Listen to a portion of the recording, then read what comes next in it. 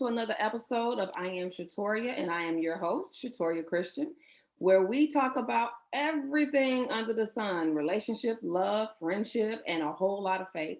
We are still talking about mental health, mental illness, and today I have two new people with us hanging out, and we're going to get back into this story again. I hope you guys are ready for it. We are here to be open and to be honest. And you know what? Again, like I said yesterday, our goal is to get healing. Our goal is to get free, but at the same time, know that it hits the community in so many ways. So today, I have some ladies with me today. I'm gonna let them introduce themselves. We're gonna start off with Miss Karen Blackwell. How are you, ma'am? I'm good. So, as she said, my name is Karen Blackwell, and I'm here mostly because of my role on the installation at Tinker Air Force Base, because we started a program called Mental Health First Aid, teaching that on base. So, just going to kind of give some experiences that I had working with individuals, mistakes I made, things I've done, just to kind of help with conversation. All right, and then my other guest, go ahead and tell us about you.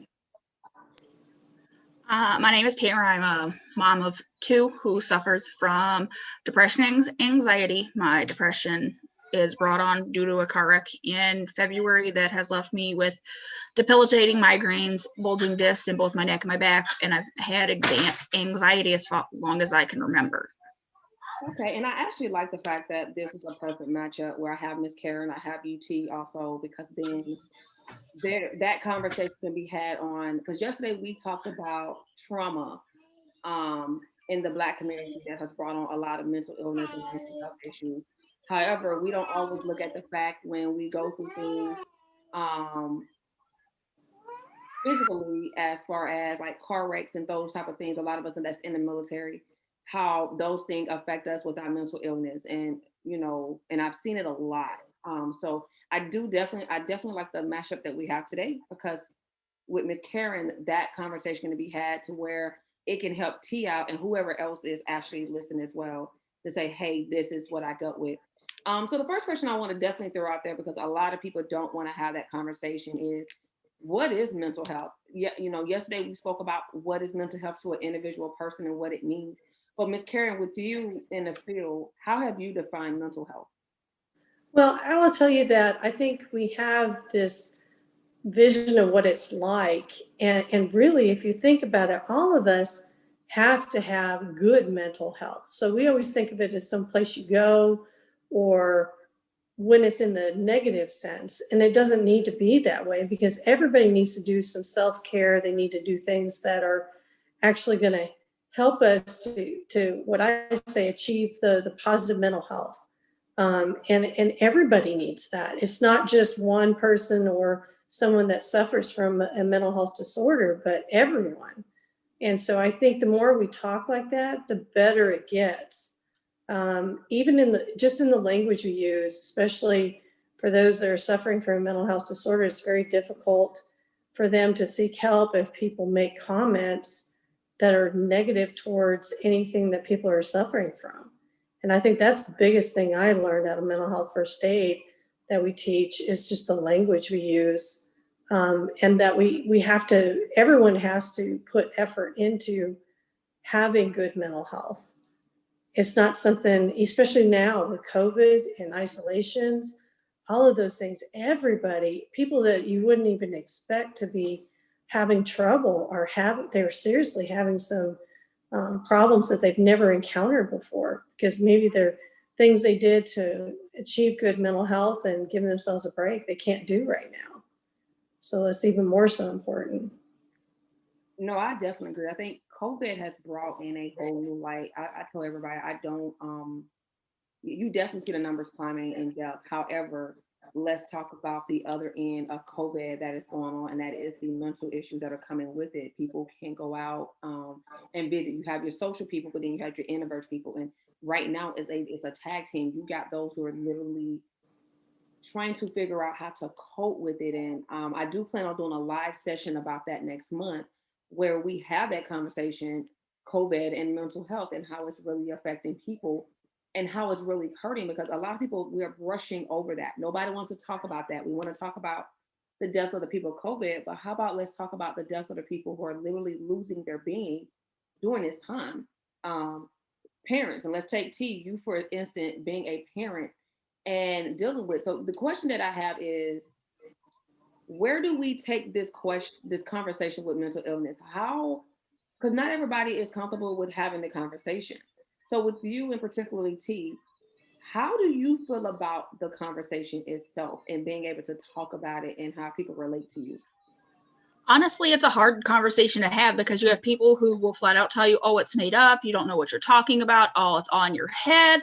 And then you have doctors who literally brush you off. I just went to a holistic doctor last Monday, so a week ago today. And just finally, for the first time since the car wreck in February, 9 months ago, had a doctor listen to me about my mental health and actually be proactive and prescribe me a new medication on top of my current medications, which is already making a world of difference. And I've been on it almost a week. So did you feel comfortable finally talking about it and actually getting it out? Yes, I finally felt like I actually had a doctor who was willing to listen and not just brush off what I was talking about. So, Miss Karen, question for you with that, because you hear that a lot among communities. How do Yes. how do you take that when you have it to where people really, and I mean, I've seen it for myself, being active duty for 18 years. A lot of people do brush over it. A lot of people do shove it up on the rug. I mean, if you think about past veterans, um, who are currently homeless and everything else, and people say, well, there's nothing really wrong with them. However, a lot of them been at war and those type of things, and you do have a lot of people that brush it under the rug. Um, Hence, in the military, while a lot of people don't like going to behavioral health to have a conversation because it's that stigma. If you go there, then you're not capable of doing your job. But how do you, as someone who's working in that field, how do you cope with individuals that do come in that feel like they have had enough, they don't want to talk about it because of the stigma that's already out there? Well, and I don't think it's just the stigma that people have of going and seeking mental health treatment. I think sometimes as an active duty member, they will feel like, oh, I'm supposed to be tough. I'm supposed to be this persona of what somebody is in the military. I can't show I have any kind of weakness at all. So sometimes it's not even imposed by, the stigma in their organization or anything like that. It can be their own self-imposed. And, we try to have as many different places for them to go as possible, with mental health first, with the Military One Source and the MFLAX and all that. I know we just recently added like 3 or 4 more military family life counselors on the base, so that people could have someone to talk to if they didn't feel like going to behavioral health. But again, I think it goes back to that stigma that is in our whole society. And you address the Black community, that's even more so. We have this language that people say, oh, they're special, or, they're this or they're that. And we have this certain language that people will use to know that someone needs treatment, but that's just what they call it.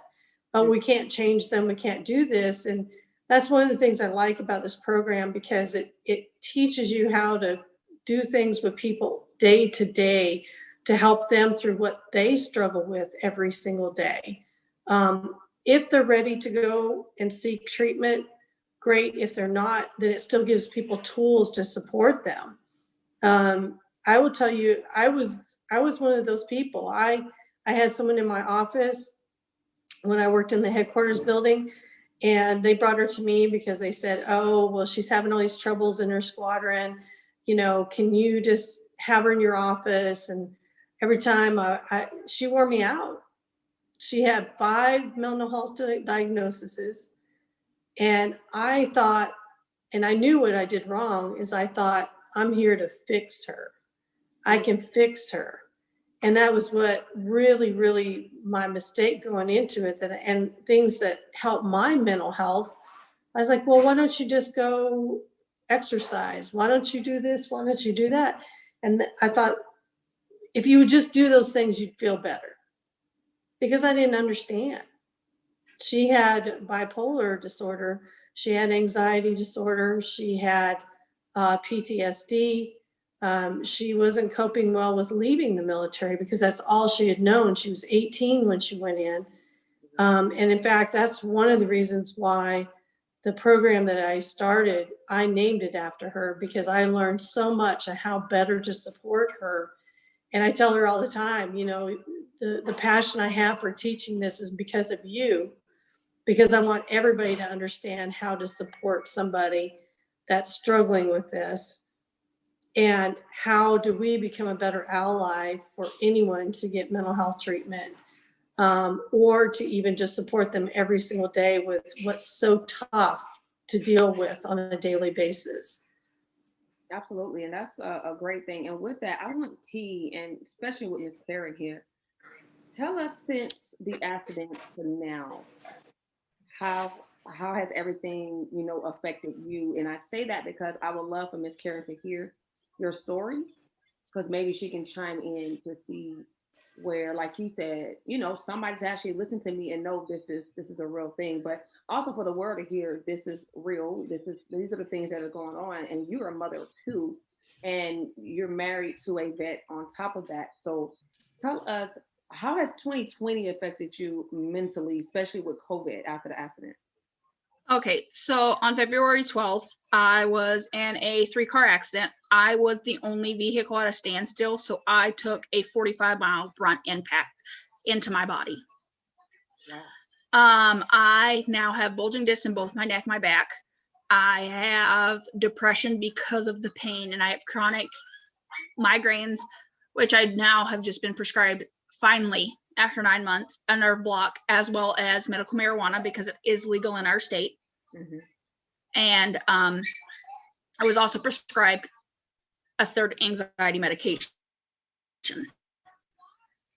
So since all of this has happened, we were doing great as far as getting into the doctor, being able to see the doctor, doing my physical therapy, and then COVID hit and everything shut down. Right. I have been unable to get into my doctor because my kids were at home 24/7 because of COVID, doing online schooling. And there's nobody here that wants to come watch kids because of fear of COVID, Mm-hmm. which again, this was in March and April when it was real hot and heavy and it was unknown. And then physical therapy, I couldn't go because I do daycare. So I have a little daycare guy. He's now 8 years old, but I couldn't take him with me. Before I would take him with me, I'd strap him in his stroller, I'd give him a snack, and I'd do my 45 minutes of physical therapy, and then we'd be done and we'd go home. Well, now then it literally vanished. So I fell into a hole of deep depression because I was unable to have access to the physical therapy that I desperately needed, the doctor that I desperately needed to see, and the chiropractic health I desperately needed to be into because of COVID, because everything shut down. We couldn't bring our kids, and my husband works an hour and a half away from my home. So he literally he leaves our house at 5:00 in the morning. He doesn't get home until about 5:30. So by the time that he gets home, everything's closed. Physical therapy shut down. The doctor's office is closed. The chiropractic office is closed. There's no possible way for me to get in. And my kids are too young for me to go sit in the car for however long it's going to be.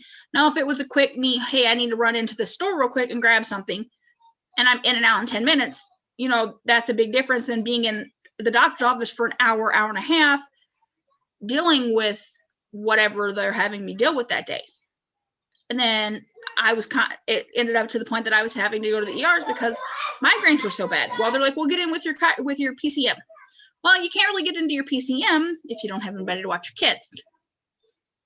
Correct. And I did find one lady that would watch them, but she wanted $25 an hour. I'm sorry, my husband makes just a little bit more than that an hour. I'm sorry, not happening. I'm not paying you $25 an hour to come sit at my house and make sure my kids don't kill each other. So with that though, what has happened mentally? So my anxiety has gotten worse. I have panic attacks now. I've never had a panic attack before in my life. I literally got pulled over the other day because apparently my automatic lights had gotten turned off. And just seeing the blue flashing lights sent me into a full-blown panic attack. So I sat in my car with my daughter in the car after I'd picked her up from dance for 20 minutes, bawling, unable to move. Because that's what it is. I mean, it's the little things that you don't think of that are going to trigger you. And it sucks. because I'm not the mom I used to be.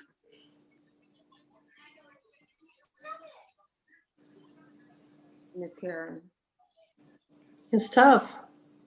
It's really tough because it's just like when I used to teach classes on weight loss, on fitness, anything like that.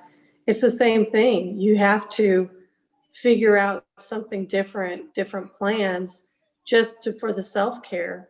So when she has those anxiety attacks, figuring out what can help her to calm down, who she can call, what she can do, because you don't know when they're going to happen. You don't know the place, the time, and that's why it's become very important for us to have people that will understand that just watching her. We've had several people that will see someone like in her situation and try to recognize when they're having that anxiety attack, having that panic attack, and just going up to them and saying, what can I do? You know, you let me know what would help you in this situation, and just be there for people.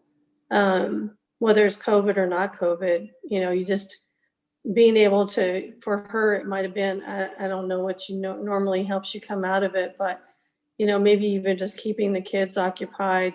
If her and I were at a dance class, she was picking her daughter up and I was there too, you know, just saying, hey, can I just watch the kids for a moment so you can collect yourself? Do you need anything? Do you need a glass of water? Do you need to breathe? You know, do some breathing, all those kinds of things. That's kind of what is really up to that person to tell you what would help them, instead of us pushing something onto them and going, oh, you just need to do this. And that's not helpful. That's not helpful for people. They need to be able to tell you what they need and just support them and assist them, so that they can come out of that really bad place, and be able to come back to where they need to be. And see, that's what helped that time. That was the second panic attack I'd had since the accident. And after I was able to calm down enough, I drove home. And my husband was just getting home at the time, and I literally got out of my car. I didn't even talk to my kids, and I went up and hugged him and just bawled. Mm-hmm. Because at that moment, he was exactly who I needed. And I also have one of my best friends, Caitlin, who I can speak to. And I call her often because of stuff like this. Like if my anxiety gets high, I call her. And she's the same way with me. If her anxiety gets high, she calls me. We're each other's support person, even though right now we're 800 miles apart from each other. So, T, with that, and this is like I said earlier, I like people being vulnerable because let's be honest, people need to hear, people need to see.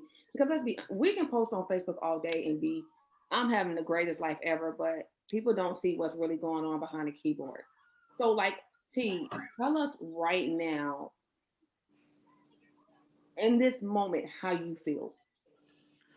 Honestly, at this moment, with the new medicine starting to kick in and work, I'm doing a lot better than I have been in 9 months. I'm not even going to lie to you. There was a point up until recently, I literally hated life. I was not suicidal, but I absolutely despised life because I was in pain all the time. So my anxiety was high. And because I was in pain, I was depressed. And well, when you can't fix the main cause, which is the pain, the anxiety and the depression just spiral, and they continue to spiral out of control. So she had my doctor just recently put me on a newer medication, as well as the two that I was already on, and it has made a world of difference, as well as the medical marijuana has helped with the pain. So I'm actually able to get up and enjoy my kids. Friday night was the first night I used it, and Friday night was the first time in 9 months I didn't have a migraine when I went to bed.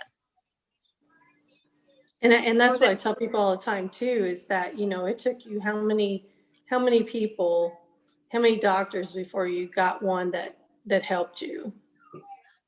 Let's see, including ER doctors, it was 5 different people before I got to this one. My chiropractor wanted to put me on medical marijuana back in February after the wreck happened, but he's not an authorized doctor to prescribe it. Right. So it took 9 months to find a doctor and get into a doctor that actually was able to prescribe it and thought it was going to be beneficial for me. And so far it has been. I think a lot of that has to do with, unfortunately, COVID. We're slowly seeing how COVID has affected people in so many ways. It's not just, again, the deaths that are happening. It is literally people cannot get into doctors. I mean, let's be honest. We've had a lot of people who go to see counselors can't go see counselors anymore. Nope, I couldn't even find a counselor that would accept me to do over the phone counseling. And see, That must be something kind of regionally, because ours is in Oklahoma. They've been hand over fist. They'll do Zoom calls all day long. yeah, now here in DMV, they do both. At first, they were just doing the Zoom, or they do the telephone, and now they're doing like both, the face to face and stuff like that, because it is beneficial. It's beneficial to see the person. Because let's be honest, like T, if I'm in the same state as you, if I'm doing Zoom, I can't reach you, but however, I can see you. And it's better to be able to see the individual and talk to them to see where their mind is at, compared to having a phone conversation, because I can say anything I want to over the phone. I can say anything I want to behind a keyboard. Yep. Though, if I'm looking at you and I'm paying attention to, like Ms. Karen said, we're looking at you and we can see the pain in your eyes and the tiredness in your face. This is literally what it looks like. And my biggest thing I would tell you is don't be ashamed of it, because people need to see this is real. This is what's going on. And people are literally crying out for help. However, we like to take things and just say, it's not that bad. You can't be that bad. Yep, I've literally had people tell me that. You won't get better until you want to get better. I have heard that a couple of times. No, I've literally had somebody tell me that within the last month. Yeah, because I totally want to sit here and be depressed and have anxiety to the point that I can't function all day. Yeah, that I want to do that, so I don't want to get better. It drives me insane. Ms. Karen, when you hear stories like this, being in the field, helping people, what does that do to you as a medical individual that is out there helping and cope, especially in COVID? I know there's a difference between, people are now calling 2019 being historic because everything's changed now. So when you think of cases in 2019 and then you think of cases now that we got going on in 2020, are they different? How do you cope with them? How do you deal with each individual? Well, I'll tell you that the biggest struggle for us is having that passion to help people, and you can't figure out how to get to them. So we were using Zoom. Then they found out, a lot of the features were causing OPSEC roles and problems, with the government. And then also mental health first aid, the organizers of it, it's an international certification. So there's a lot of rules with it, and they didn't want us to teach it virtually. They wanted us to make sure that we were trained on the virtual, and we had different rules and things like that. So it was very frustrating for us as well, because we couldn't reach who we were trying to help. And you look at not only people that are suffering from mental health disorders, but those that would become depressed because maybe they're a victim of domestic violence, because that's on the rise as well. Correct. In our country because of COVID. And so to be a helping agency and try to get to the people that need the help, it takes a lot more effort. And I'm not going to say the effort isn't worth it, because it absolutely is. But it takes that extra drive and pushing through different things that we're encountering to provide the same services and get people to understand things. And I will tell you, I feel like I'm pretty technically savvy, but to teach via Zoom, it's a struggle. And I'm like Tori, I've got a fancy new microphone now that I still haven't figured out how to use, and so I can drown out other noises, and I got a big old camera, and I still don't know how to use it. It's just trying to get there to in between helping people to learn the technology to help them even further. And then you got to work with people that maybe they don't like technology at all. True. And how do you help them? Because if they don't like technology at all, they're not willing to learn. you can still pick up the phone and call them, but again, how effective is it? We don't know. It's better than nothing, but it's definitely a struggle to try to do all three things. And on that, how do you help the ones that don't have access to Mhm. technology or internet, or they don't have the money Yep. to pay a phone bill because they don't have a job anymore? That's a big Yep. thing too.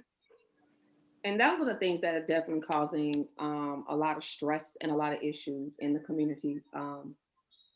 We have it to where people are really struggling in the questions, just like the questions you guys were just saying. Those are questions people are truly asking, and we don't have people to answer the questions.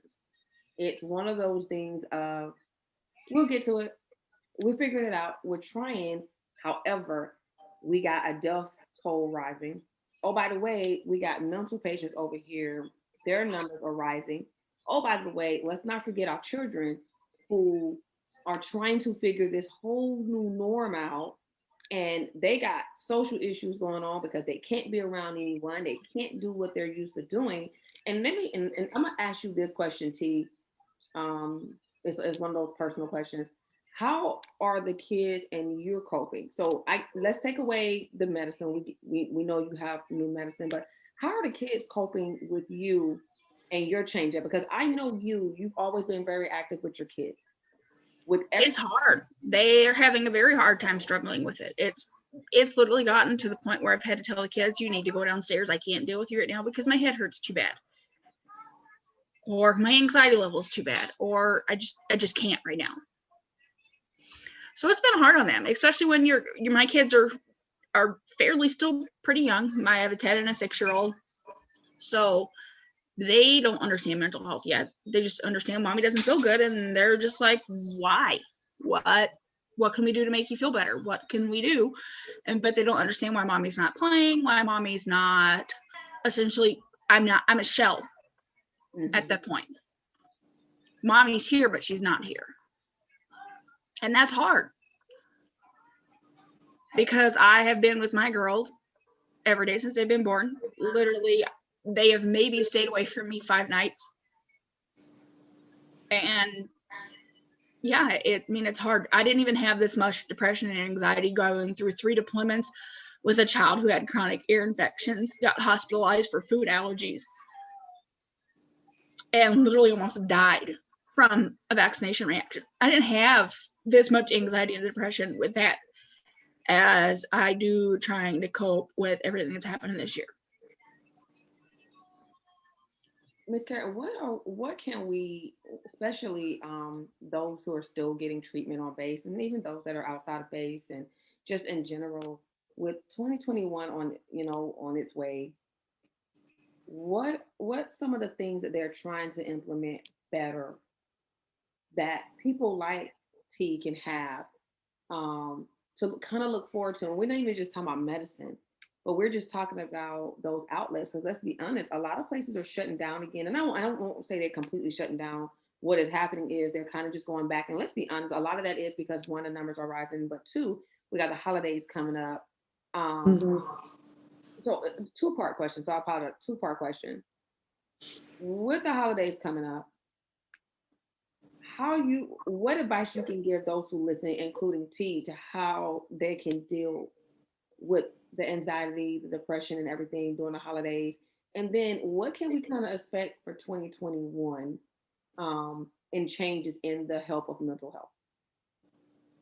Well, I would say one of the first things is that, everybody's trying to figure this out. I mean, everybody is trying to figure out how to do their same services, how to do things differently. And if people have opportunities to look online, I have really been doing a lot of research on self-care. Yes. And I think that has been one of the biggest things when you have so much things going on. The continual, between the election, between social injustice, between COVID, between all these things, I think a lot of it is we just need to give ourselves a break. And we need to get back to doing self-care that we can do in our, the way things are right now. COVID has changed everything on self-care, but I know for my husband and I, we don't really go anywhere. But what the things we do is we're like, okay, what did we used to do? We used to go to a place that you could dine outside and you could play cornhole and you could just hang out. So we have a porch and we just set it up to we ate dinner out on the porch and, we played cornhole. I know in 35 degrees and soon to be minus 50 degrees in North Dakota, it may be an indoor snowball fight. I just bought a case of indoor snowballs and, you got to really get creative to maybe change some different traditions. But I think that self-care is so important. Giving you a break, making sure you understand that you're not the same mom, but you're going to come through this. Yep. You've been through worse and you're going to come through this. And that's literally, I had just posted something on my Instagram and my Facebook the other day that literally said, let me find it and I'll actually read it to you. So here's my picture. So me and my youngest, we were all dressed up and all fancy for Christmas pictures.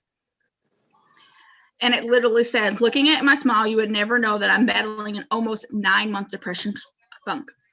You would look at me and you would see my hair and my makeup done and that beautiful baby on my hip and likely think I have my shit together. Far from it. I have had panic attacks at least 3 times a week. I fight myself to get out of bed every day to put on a brave face for my husband and my children. And I'm terrified of driving. And I don't drive unless I have to. I have migraines so bad that I see stars and can barely move. Yet here I am, still fighting. I'm not fighting for them though. I'm fighting for me. I'm fighting for the happy-go-lucky Tamara that I used to be. The Tamara that hadn't had a panic attack since 2013. The Tamara that loved driving. And the Tamara that truly was a happy mom and wife. Not the one I'm pretending to be. Because everything in that statement is true. Because I'm not fighting for them. I'm not. Yes, them reaping the benefits of me fighting for myself to get my mental health better is fantastic. But doing it for them is not going to put me in the mindset that I need to fix the issues that I have. And every day that you get up and you're doing that, that's a win. Every time you do anything that is towards recovery, it's a win. Yeah, I mean, and it truly is. And I think that's something that people need to realize, that it is so emotionally, physically, and mentally draining to have a mental illness, that there are sometimes that we are exhausted and we've not done anything because we're fighting a battle within ourselves. We're fighting to be who we want to be, not who we are. So with that, this is what I'm going to do. So when I started I Am Shatoria, I started it after years of being healed.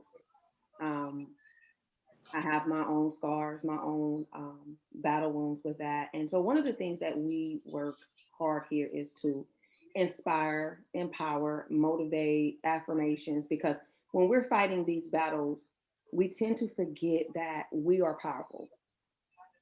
We're very powerful. So I started a thing called I Am Inspired Box. And this box contains different little things, and I've been posting about it, but it contains different little things to inspire you. We do the box once a quarter. You can order it one time, or you can be a subscribed member and get it once a quarter. But inside of this box, I have started something that means a lot to me, and that's affirmation cards. And T, to you, I'm going to remind you to always look in the mirror and say, I could begin anywhere, anytime, I could begin again. As long as God is giving you breath to get up in the morning, you can start the day again. So with that, I was writing down as you were speaking, because I know you, but I also know you need a pick-me-up. So you will be getting one of our I Am Inspired box. I love you, Tori. And in those boxes are our affirmation cards.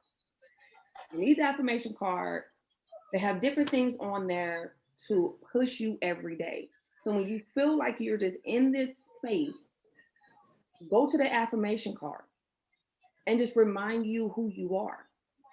And I always say, if you have not heard it, I love you because you are awesome. You are a good mom. And you've always, always, always are in my prayers. But I know God has great things for you. He has some great stuff for you.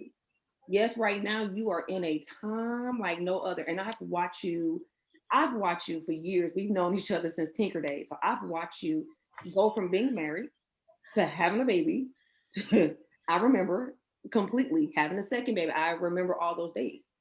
So I don't want you to beat yourself up to where you feel like I can't make the next day. It breaks my heart to know you've been in that position and I've watched you. And like Miss Karen said, it's all about not what we feel is important for you. Because I'm going to always pray for you. That's hands down, period. That's never going to change. You know me. However, I want you to know that you are important.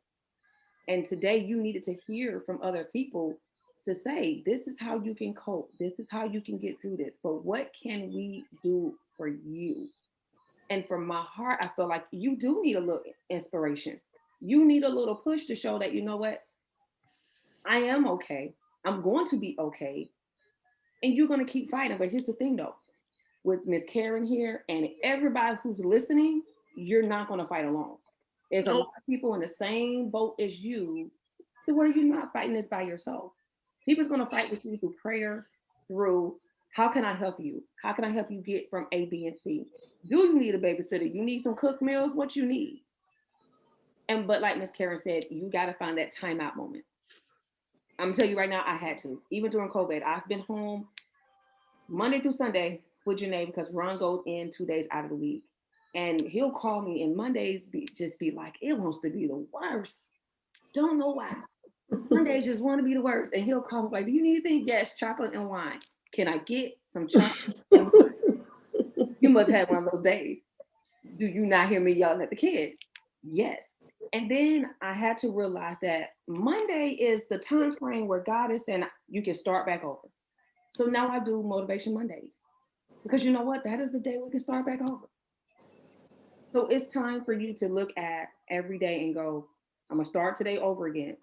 When you go to bed tonight and you were like, did I get it right today? We never get it right. Nope, we'll never get it right, no matter what we do. Perfect. We'll be right. But you know what? You can't even die right because literally you can't give birth right, you can't die right, and somebody's gonna have an issue with something you're doing. But you know, always. But here's the thing though. I want you to wake up in the mornings knowing you have another day to do it again. You got another day to love on your girl, love on the hubby, and love on you. And again, I always tell people through our movements, if you got to take it a day by day moment or take it an hour by hour moment, whatever you need to do to put that foot in front of the next foot, but at the same time know that positivity is going to come from your struggle. There is a testimony you're going to be able to give somebody else. You're walking through this, and I guarantee you're going to be able to have the same conversation with another person who's going to feel exactly like you're feeling right now. And you're going to be able to tell them, no, you can get up, you can do this, let's go. What do we need to do? We need to take a walk. You're going to be that same one. You're going to be like, hey, do you need me to watch your kids so you can take a time out? And I know right now it doesn't seem that way. However, you made a big step by even talking about it for the world to see. You know what? I've never been one, Tori, I've never been one to shy away from telling my story, ever. In the 11 years you've known me, I'm as blunt can be. Yes, you are. Here's the thing, people's going to hear this overseas, and here's the thing, we can all be blunt, but what we got to hear and see today is your true heart. So that's the difference. We can be blunt and speak out and talk. However, though, this is opportunity when people get to see the heart, which is different. It reads different, and they can see you're in pain. The next question is going to be from me to Miss Karen. And I think, Miss Karen, you've already answered this question, is how do we help? How do we make a difference with the people outside of praying? Because that's me, I'm gonna pray all day. But what is those other things that we can do, i.e. outside of the medicine that she's already spoke of? What is that next thing? Listen, That's the biggest thing for anybody, because they don't want to hear what you do to get over when you feel a little depressed, because it's not the same. Correct. So listen, And help where don't you can. Ask for it. Mhm. You know, what do you need? What would help you in this moment? And I think that's sometimes what we do. We want to give things that we think that they need, when they just need to know that you're willing to help with whatever they need. But the other thing is, right now, connections, that's the biggest thing, is social connections is what we're lacking with everybody. So we have to figure out a different way to connect. So if they don't feel comfortable with COVID, it is as simple as leaving a meal on somebody's doorstep that they don't feel up to cooking, or they don't feel, they like, in her situation, T doesn't want to drive.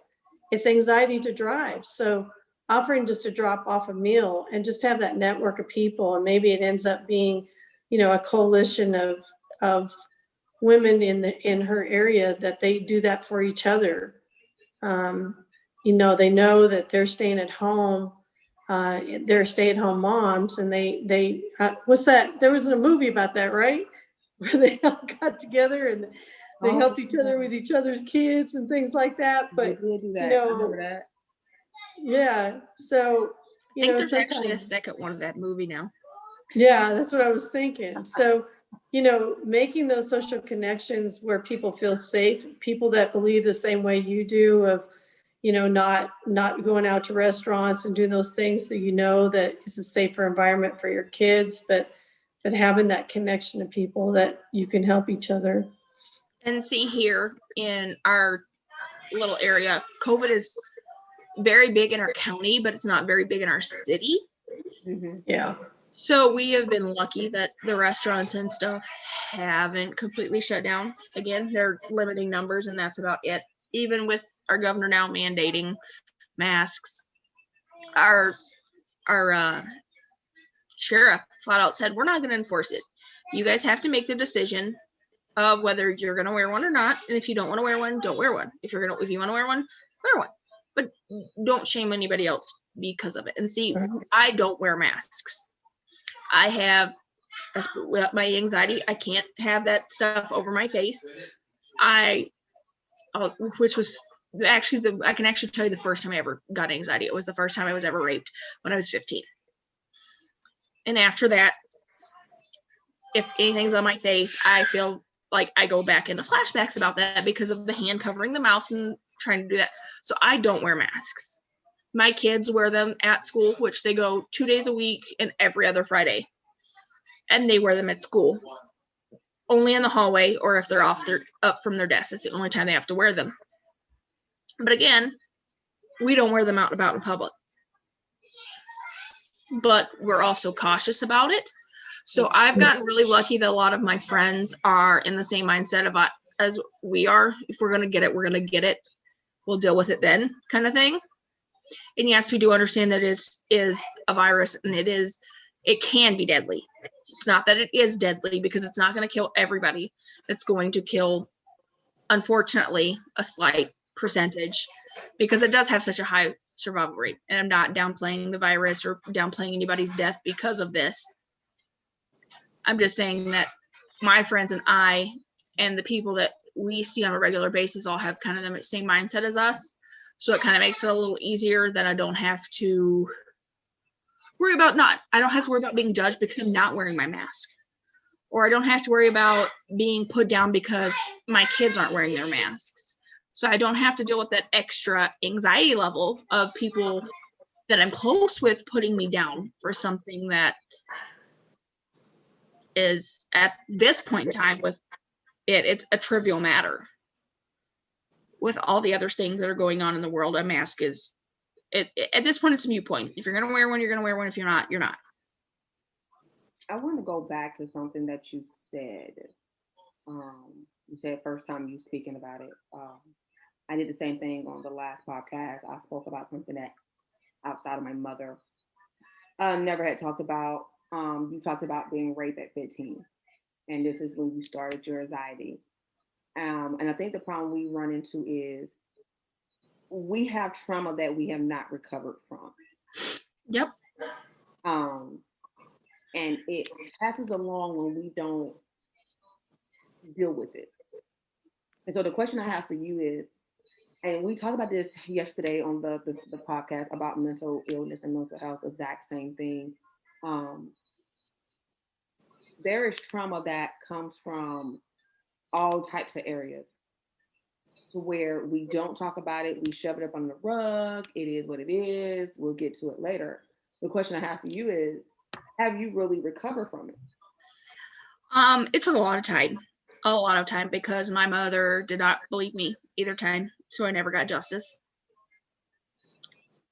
So this day, it'll be 16 years, 17 years here in a couple weeks, and I still haven't gotten official justice, but I have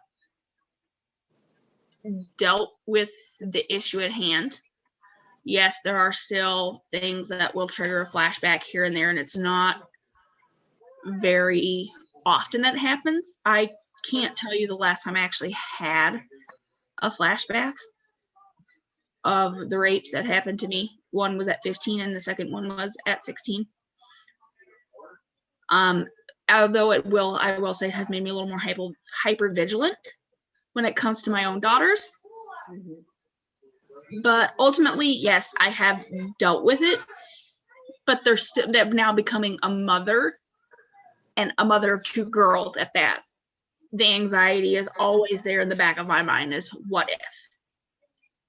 And that part can contribute, and correct me if I'm wrong, Ms. Karen, that part contributes to anxiety, period. Well, one of the things that we learned when we went through mental health first aid is that childhood trauma is one of the most significant things that puts you at a higher risk for any kind of mental health disorder. Again, something you're not in control of. If just like she talked about, if adults don't believe you, Yeah. all of those things. So there's a whole section on it because we teach a youth mental health first aid and we teach an adult. So adult, we learn about different disorders that are already diagnosed and what people have to do to function day to day and how to help them. But the youth one is about up to age 25. What are things that are normal adolescent behavior and young adult behavior, and what is possibly a development of a mental health disorder?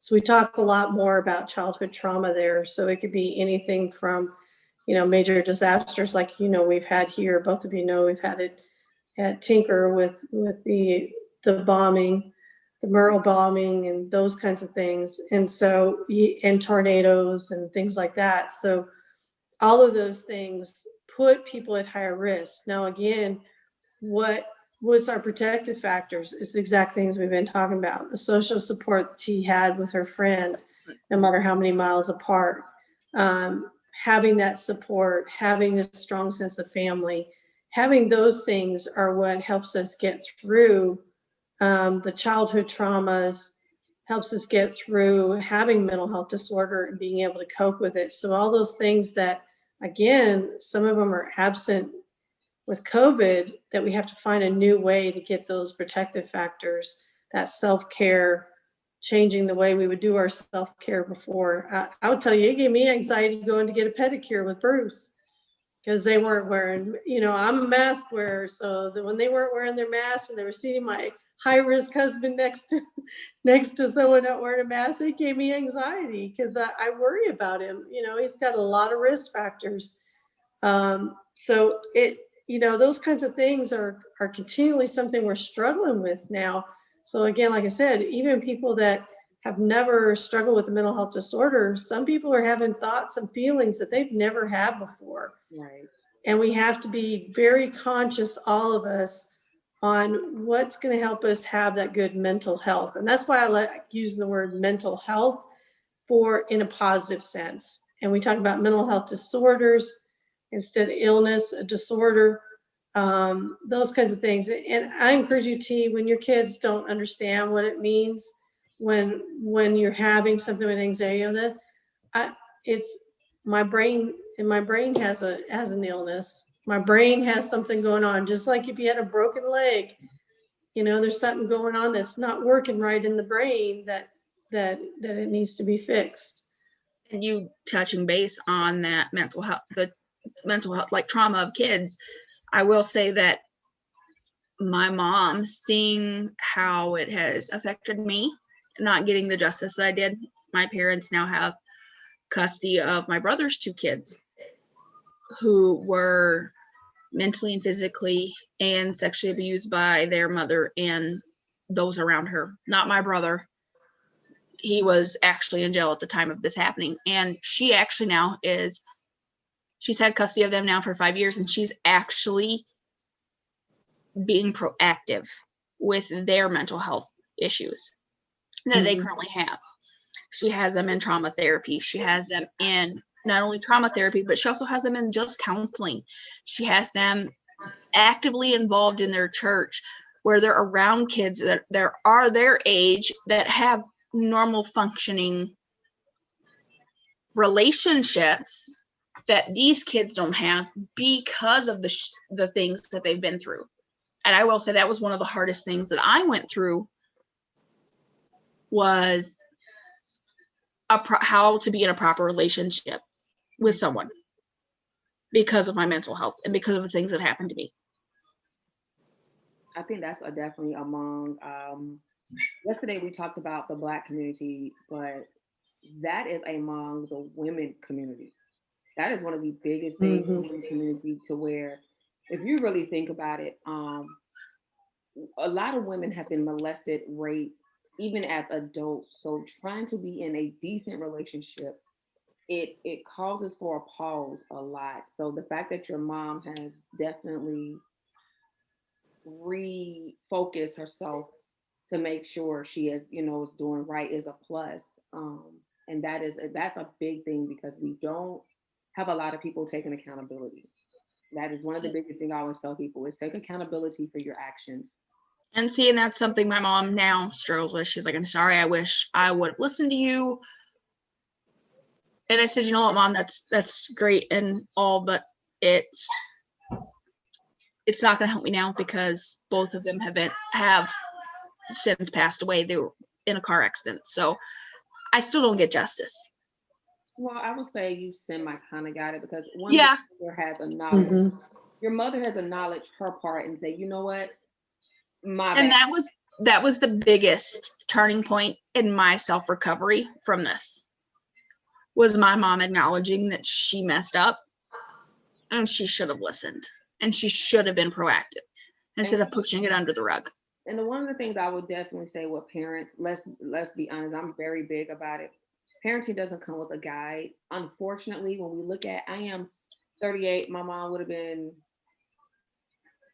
almost 60, if not already. I think I'm counting wrong. But if you really think about it, I've come to learn, when I dealt with my mother, that her past played a part in how she was as a kid.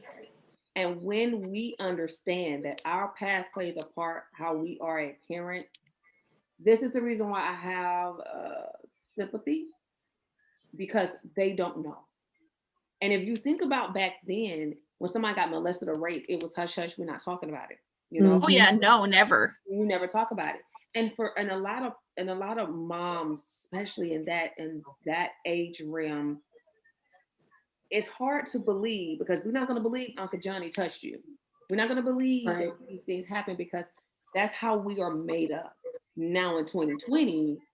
Especially being a woman raised in the South, that is truly a huge statement right there. They do not want to believe that our family has ever done them wrong. Absolutely. I have this rule. Me and my husband have this rule when it comes to, you're not letting Janae, we good. She ain't sitting on nobody's lap. And if she's not comfortable with you, I don't care if you're female or male. If she is not comfortable, we're not forcing it. Period. Right. Care. She reads spirit. She reads vibes. We're not going to do it. So it is one of those things, as we get older and the times are changing, we're realizing. So now, as we close out, Ms. Karen, this is for you. What are some of the things that people can, outside of Military One Source for the military people, where are some other places that people can really definitely go to get the help that there's, outside of the social network that we said, with friends and family? What are the other places professional, if they're just looking for online or something right now, what are some good places they can go and have this conversation? Well, I think one of the biggest things when we're talking about the area of mental health, we definitely have to go to reputable places. And not all states have 211. Correct. 211 is a directory of services that help people, nonprofit, government agencies, but they don't have it in every state. SAMHSA is another one for mental health. Um, like I said, mental health first aid is the one that I just encourage people to get trained in it. Even if it's just for themselves, that they have a mental health disorder, because it's still gonna teach you kind of a guided steps on what you can do for your own recovery. And they give a long list of all different resources to look at. And I always tell people, it's just like if you go to a doctor, that usually you talk to a primary care physician first and they'll talk more about the physical symptoms than how they're feeling. And I just encourage people to talk about what you're feeling mentally as well, because that's going to give them a clue to get to things you need more quickly. And that's something that people don't think about, because they might go in, I'm having chest pain, I'm having, high heart rate, all these things. And really it could be symptoms of depression, those kinds of things. And I want to touch base on that real quick. And if your doctor doesn't listen to you, go to another one. Yeah. Same if that one doesn't, go to another one. Go until you finally get a doctor that's going to listen to you and take you seriously. Because that has made the hugest difference in me. Yeah, because a lot of people, when they don't get listened to the first time, they just give up. And I don't want people to give up. I want people to, it's just like anything else. You have to keep fighting for what is best for you. You got to find, well, who's going to help you? And you also have to find, there's different therapies that people would have, and you may not click with one person, the personality of that person. You may not click with the medications they give you. She already talked about how many different doctors she had to go to get the right medicines. Right. That's the biggest thing. And I would encourage, the very first step is just to acknowledge your own feelings and say, this is normal to not be okay. We're in different times right now. And if you're feeling different things, it's okay. Well, not so much that it's normal, but that it's okay to not feel okay. Right. Because we don't want people necessarily to think that being depressed and anxious 24/7 is normal, because it's not. Essentially, it's not. That's why it is an illness, and it is something that needs to be talked about, so that women, and men, which men I know for a fact have a harder time talking about mental illness than women do, get the help they need. Because if you don't talk about it, and you're just like, oh, this is normal, it's fine. If you don't talk about it, you're never going to get help. You're never going to get better. I didn't mean to say it was normal as in that, but it's common. It's something that a lot of people go through. I think sometimes people think nobody else is experiencing this. Oh yeah, there's plenty of people experiencing it, and they're here to help you get through your own too, and have support groups too. Absolutely. Thank you, Miss Karen. Thank you, T. I want to thank you both for being on the show today. As we are definitely hitting the mental illness, we're getting into the holidays, and we're definitely, first of all, I wish you guys, a great Thanksgiving. As we are rolling into Thanksgiving, spending time with loved ones. You too, baby. Huh? I said you too, baby. Oh, well, thank you. So I definitely thank you guys for being on today. And this conversation is definitely not ending, as we are prepping for our live show about mental illness with COVID here pretty soon, where we're going to have that conversation again. where people can actually just chime in and actually speak as far as, because it's going to be live on Facebook. That's the goal. So I'm pretty excited about that. So definitely stay tuned. But to everyone in our listening world, I definitely want to thank you guys for joining me again today on I Am Shatoria. As always, we have to remember where our heart is and what's going on in this world. If you got someone out there that is suffering with mental illness, please get the help. Help them get the help. Listen to them. Just like Miss Karen said, listen. They all need that little bit of love. Hug, love, check in with the person. I can't stress that enough. Stress it enough. Please check in with them. Just say hi. Check on them. I noticed that I've been doing a lot of Zoom lately because I like to see the eyes. I like to see when you tell me, "Oh, I'm good." No, you're not. No, you're not. You ain't good. So have these tough conversations, as we definitely need to have them. But again, I thank you guys for joining me today on I Am Shatoria. As always, you guys know you guys can find me on IG, Facebook at I Am Shatoria, website iamshatoria.com, where we can keep talking about this topic. But remember, we still got upcoming events, some shows, encouragement, some inspiration. Black Friday shopping is coming up, so please keep a lookout on the website. I always say, always walk in love, live fearlessly, always have a whole lot of faith, and always it's never goodbye. It is talk to you later. Thank you guys again for joining me. If you have any questions, concerns, you know how to reach me. Love you.